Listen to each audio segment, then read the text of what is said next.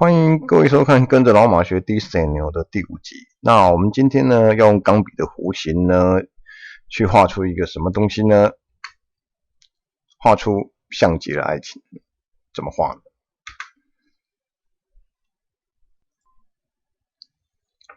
好，我们刚才练习过钢笔的曲线了哈，所以接着来讲，我们要做 logo， 其实还蛮简单的。你只要有个概念，那基本上习惯上会用铅笔先画好了。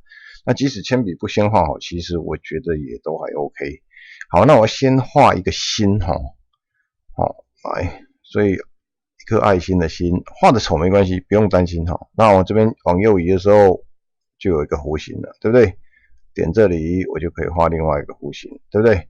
好，最后呢，点这里就可以画另外最后这个弧形，对不对？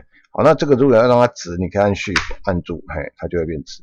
就会是这个样子。好，按 Enter 就表示我要结束。好，如果没有封闭的点，好，那这里大概比较稍微注意的，我现在可以调整哈，用空心箭头，好，这是单独点单点的，有没有？好，那我这边可以调整一下，哎，所以我说画的丑没有关系，这个都可以调整。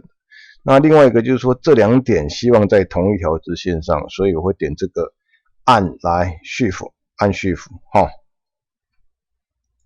好，这两个怎么办呢？按滑鼠右键来，有一个东西叫平均。好，我希望这两点呢是垂直的，就在垂直的同一条线上，按确定，有没有？它现在就垂直了。好，接着选取工具。好，我现在画好了一个，对不对？点它。好，那我另外一半怎么办？因为有时候那个点没有用好，反而对称不是很漂亮，所以呢，我们直接选对称近色工具。好。那这时候要把 ALT 按住 ALT 按住 ALT 点这一点，有没有？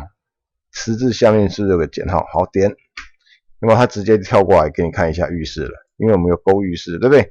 这时候记得第一个选垂直，这条线是垂直线，第二个选拷贝，因为我要复制另外一半，好，出来是不是这样？但是事实上来讲，这里你们看到中间事实上有一个小小白线，它是两片，它不是一个封闭的实体。好，所以呢，来，因为等一下我还要用到这边，所以 ALT 按住，有没有？箭头是不是变两个？好，复制一个到旁边来。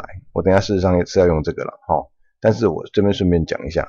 好，接着用空心箭头，在这里我放大看，各位看一下，这样比较清楚用空心箭头，它只能选取单点。可是呢，如果我直接画一个小方块，有没有小方框的感觉？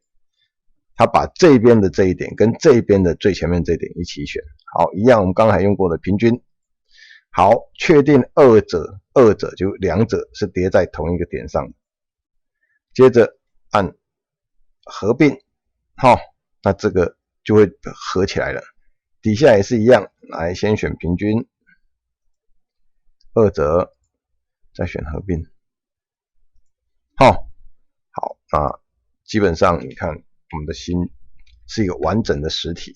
好，那我觉得这个心呢有点太胖了，那我希望扁一点。事实上你可以直接这样拉，出来就会是这样。简单吧？